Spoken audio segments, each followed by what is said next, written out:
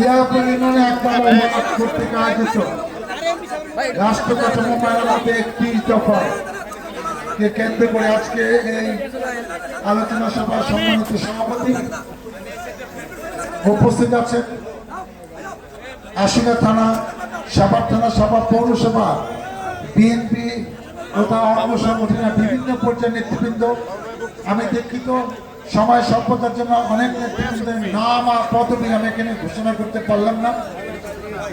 উপস্থিত শহীদ জিয়া সৈনিক ভাই ও বোনেরা, আসসালামু আলাইকুম। আপনারা অনেকক্ষণ ধরে আমাদের নেতৃবৃন্দের বক্তব্য শুনেছেন। আজকে আমরা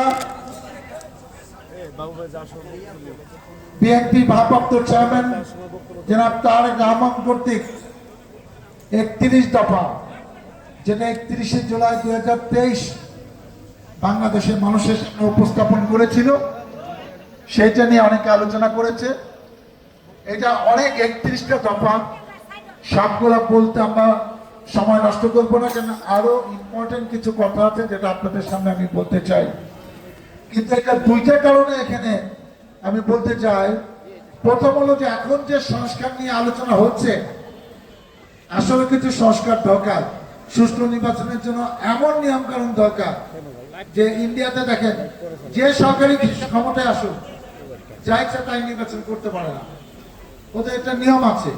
কে নির্বাচন কমিশন হবে একদম সংবিধানে সুনির্দিষ্ট করা আছে।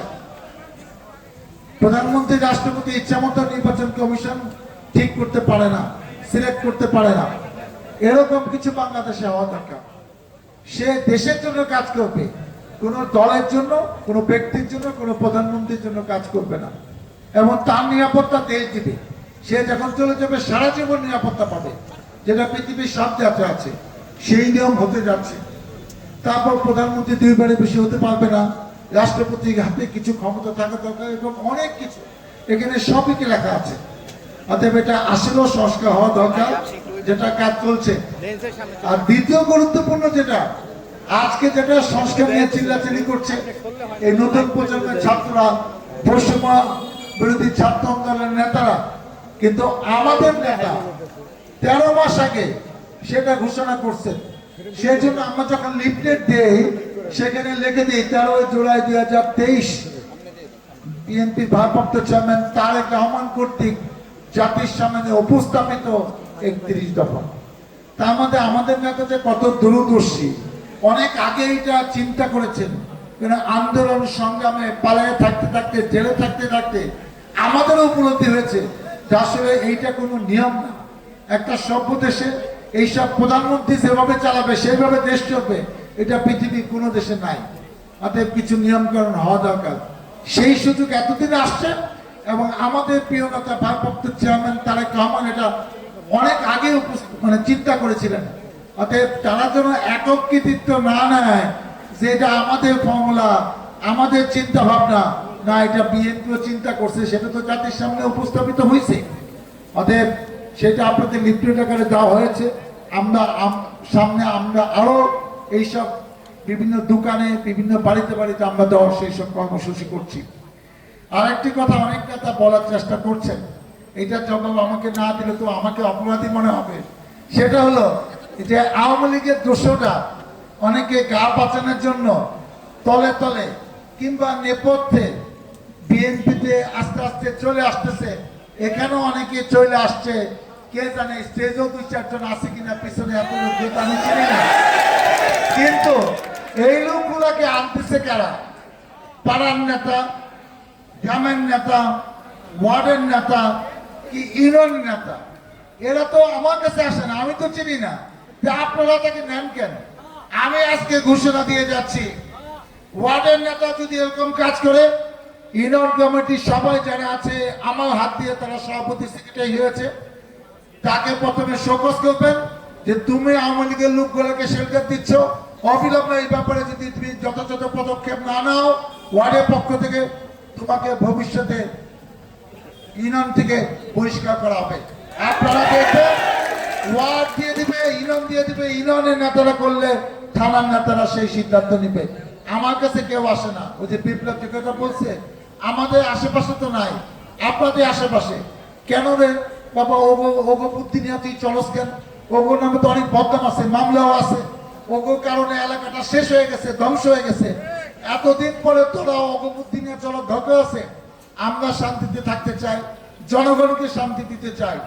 আমরা এইসব দুষ্ট লোক, বাজে লোক, যাদের কোনো সুনাম নাই, যারা কোথাও গিয়া ভোট চাইলে ভোট করে যাবে, এইসব লোক আমাদের দলে আনার কোনো প্রয়োজন নাই, ওদের টাকারও প্রয়োজন নাই।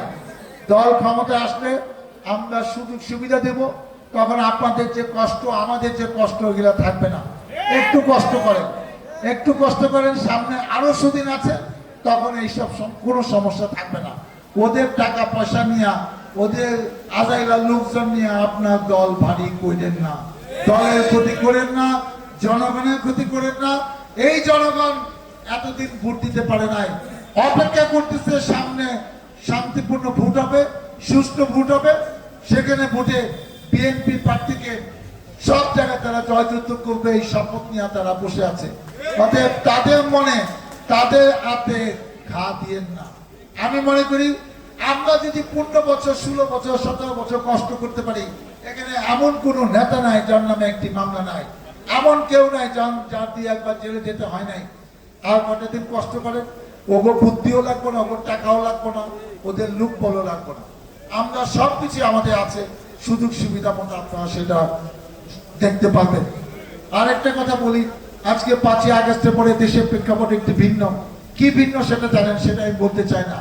আজকে যে 1500 ছাত্র শ্রমিক জনতা জীবন দিল, যারা ডাক্তার হইতে পারতো, ইঞ্জিনিয়ার হইতে পারতো, যারা আমাদের মতো রাজনীতিবিদ হইতে পারতো, শিক্ষক হইতে পারতো, ডিসি হইতে পারতো, ভালো সরকারি কর্মকর্তা হইতে পারতো, তাদের এই 1500 ছাত্রকে হইতে দেওয়া হয় নাই। তাদের গুলি করে মারা ফেলা হয়েছে। শুধু তাই না, হেলিকপ্টার থেকে গুলি করছে, কোলের বাচ্চা মারা গেছে। আপনারা জানেন 15,000 ছাত্র শ্রমিক জনতা পঙ্গু হয়েছে। কারো এক চোখ নাই, কারো 2 চোখ নাই, এক হাত নাই, 2 হাত নাই, এক পা নাই, 2 পা নাই, আরো কঠোর নসিকে এখনো হাসপাতালে অনেকে কাটাচ্ছে। এদের জীবন কিন্তু বৃথা যেতে পারে না, এদের রক্ত কিন্তু বৃথা যেতে পারে না, এদের কষ্ট কিন্তু বৃথা যেতে পারে না। অতএব যারা এখনো মনে করছে যে আমার নাম মামলায় নাই, অতএব আমি বেঁচে গেছি, আপনি কিন্তু বাঁচেন নাই। একটা অলিখিত অর্ডার আছে যে আওয়ামী লীগের বিভিন্ন পদে যারা আছে, গুরুত্বপূর্ণ একটা ওয়ার্ড ইউনিয়ন, এবং যারা এলাকায় অনেক ক্ষতি করছে, তালিকাটা আমাদের কাছে চাইছে থানা। তারপর থানা যখন তাকে প্রয়োজন মনে করবে তখনই তাকে গ্রেপ্তার করবে। ওই মিছিল করলো কিনা, অন্য কিছু মামলা হইলো কিনা, এইটার সাথে এখন আর এই সম্পর্ক নাই। কেন আওয়ামী লীগের কার্যক্রম নিষিদ্ধ ঘোষণা হয়েছে। অতএব তারা যখন আওয়ামী লীগ কোনো কিছু করবে, তখনই ধরে নেব ওই নেতা যেটা আওয়ামী লীগের ওসিলায়, আওয়ামী লীগের সাহসে, আওয়ামী লীগের তৎপা জারি করার লেগে সে এলাকায় ঘোরাঘুরি করতেছে। আমি আপনাদের বলি, যারা অপকর্ম করছে আপাতত এলাকায় থাকেন না। ধরলে করবেন যে আমরা লাগাই দিচ্ছি, আমাদের দরকার নাই। পুলিশ এলাকাটা ঘুরতেছে, যখন প্রয়োজন যারা আকাম করছে তাদের সময় মতো তুলে নেবে, এতে কোনো সন্দেহ নাই। আমি যে কথাটা বলতে চাই, সামনে একটা সুষ্ঠু নির্বাচন হবে। আমরা চাই এই সুষ্ঠু নির্বাচনের মাধ্যমে বিএনপি ক্ষমতায় প্রতিষ্ঠিত হোক, এবং এইটা ইনশাল্লাহ হবে।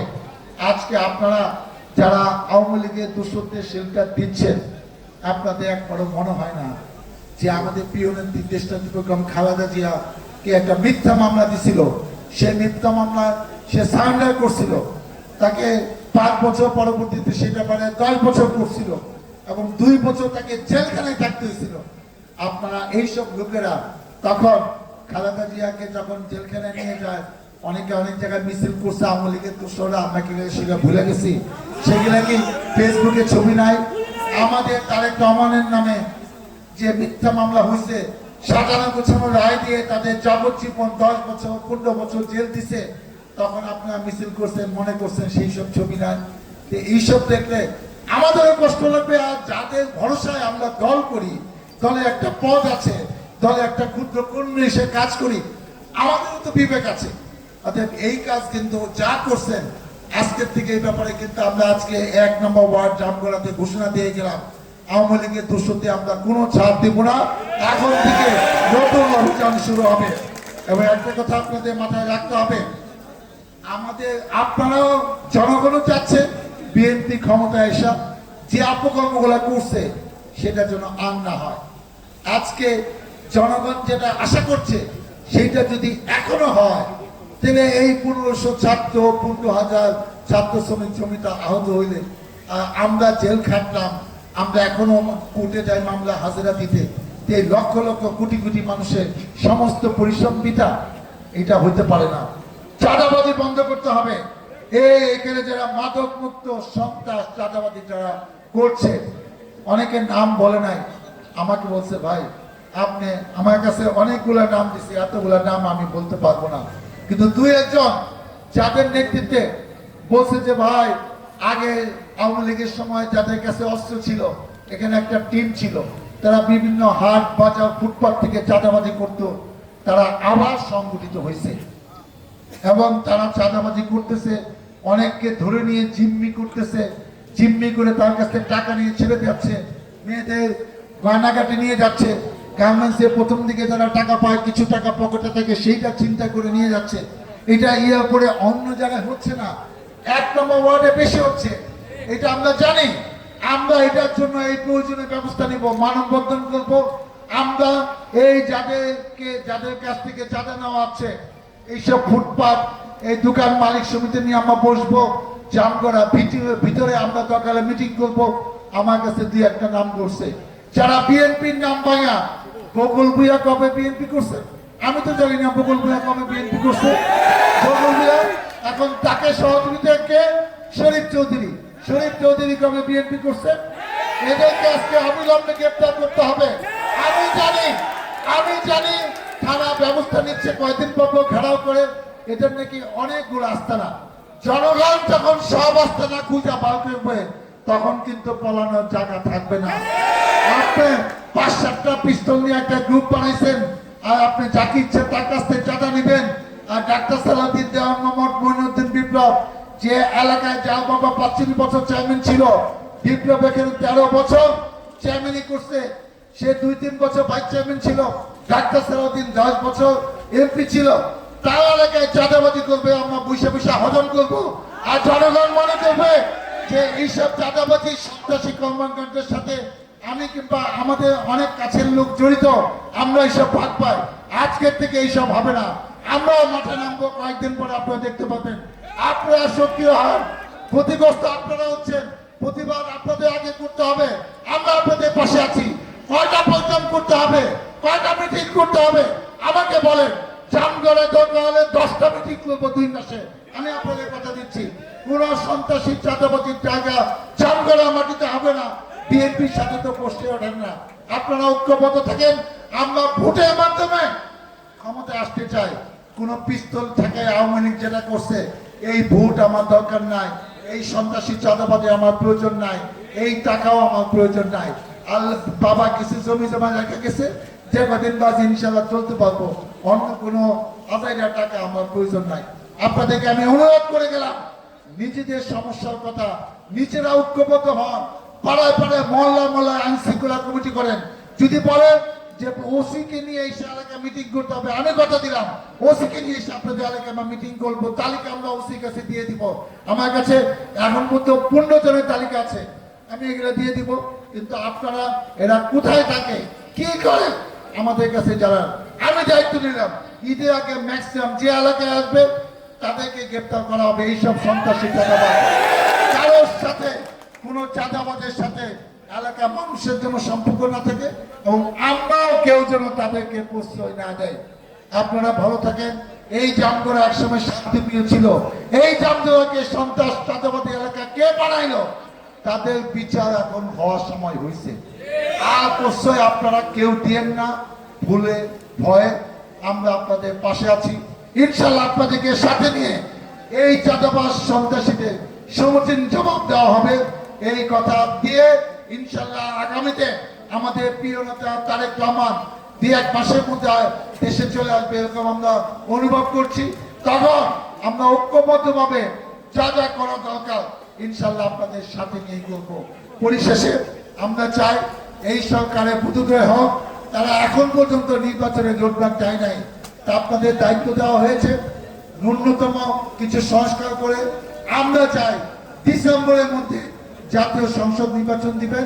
আমরা ভোটের মাধ্যমে আমাদের প্রিয় নেতা তারেক রহমান খালেদা জিয়াকে এই প্রধানমন্ত্রী রাষ্ট্রপতি দেখে আমরা এই বাংলার মানুষের যারা 15 বছর 16 বছর কষ্টে ছিল, মুখ ফুটে বিএনপির পক্ষে কথা বলতে পারে না, প্রতিটি পাড়ায় পাড়ায় মহল্লায় মহল্লায় ফুটপাতে চাঁদাবাজি হয়েছে এবং সবকিছু অনিয়ম অত্যাচারের ইনশাল্লাহ আমরা সঠিক জবাব দিব, বিচার করব এবং তাদেরকে গ্রেপ্তার করে বিচারের মাধ্যমে রাষ্ট্রীয় দেখাবে যে কোন সন্ত্রাসী চাঁদাবাজের জায়গা আশুলিয়া মাটি নাই, জামগড়ার মাটিতে নাই, ঢাকা 19 নাই।